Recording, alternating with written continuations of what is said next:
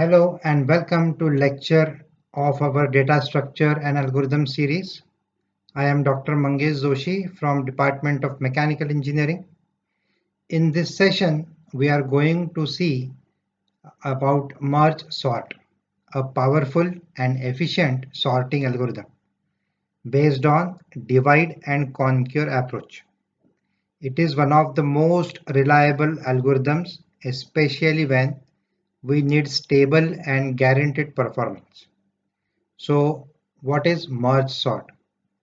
So merge sort is a divide and conquer algorithm that sorts data by dividing it into halves, sorting each half and then merging them back together in sorted manner. So key idea in this algorithm is break the problem into smaller subproblems, solve them independently and combine the result. Divide, conquer, merge. Analogy, think of organizing exam answer sheet, divide them by roll numbers, sort each section and finally merge sections in order. For example, you just decide the range 1 to 10 answer sheet will be here, right? 11 to 20 will be kept here. So sort this then later sort this and then combine all the answer sheets. This is the analogy for merge sort. Let us understand how this merge sort works. So step-by-step explanation is provided. So first step is divide the unsorted list or array into two approximately equal halves. Recursively sort each half. Merge the two sorted halves into single sorted list. This process continues until individual elements are left, which are trivially sorted. So this is taken from w3schools.com. Suppose you are given with this array.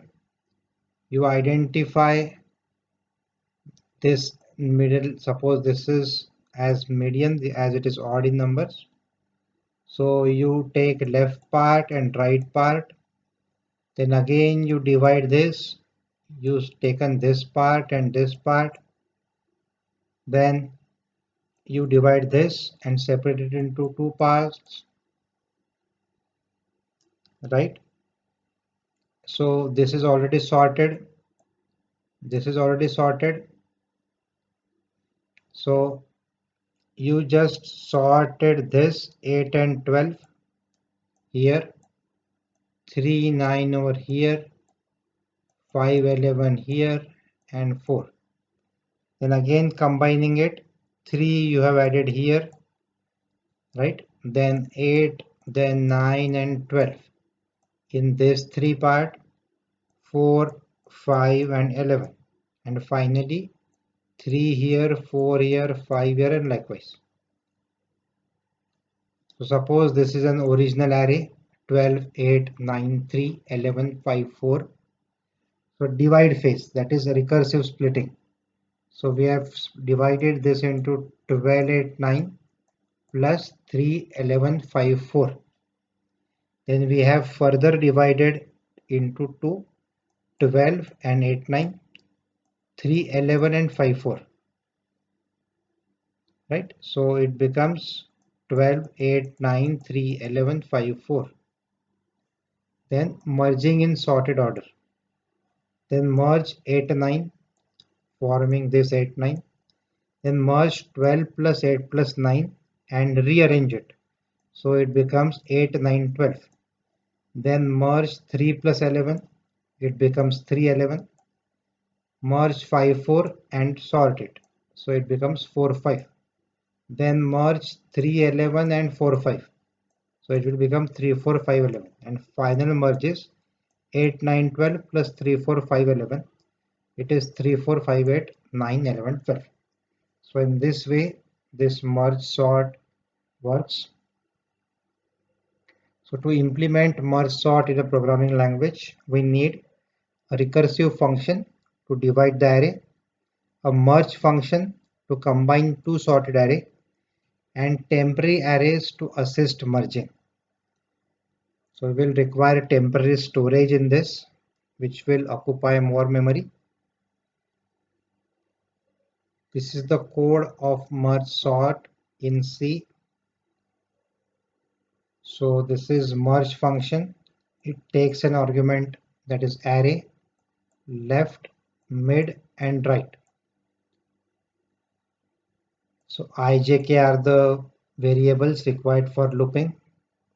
N1 size of the left subarray, N2 is the size of right subarray. Then we are taking temporary arrays as ln1 and 2. The code is self-explanatory. You can just go through it, right? You already know the syntaxes, how while loop functions, how if statement functions. Go step by step and you will understand the working of this merge sort.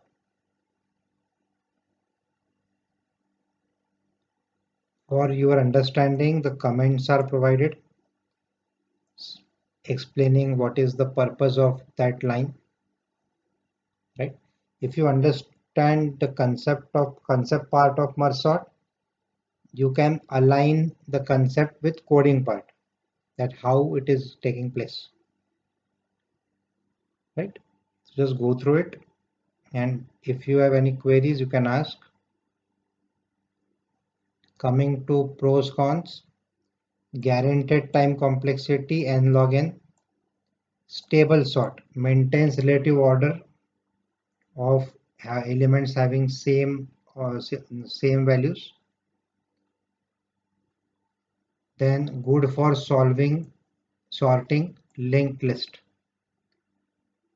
Then cons are requires extra memory for merging, slower for smaller datasets compared to in-place sorts.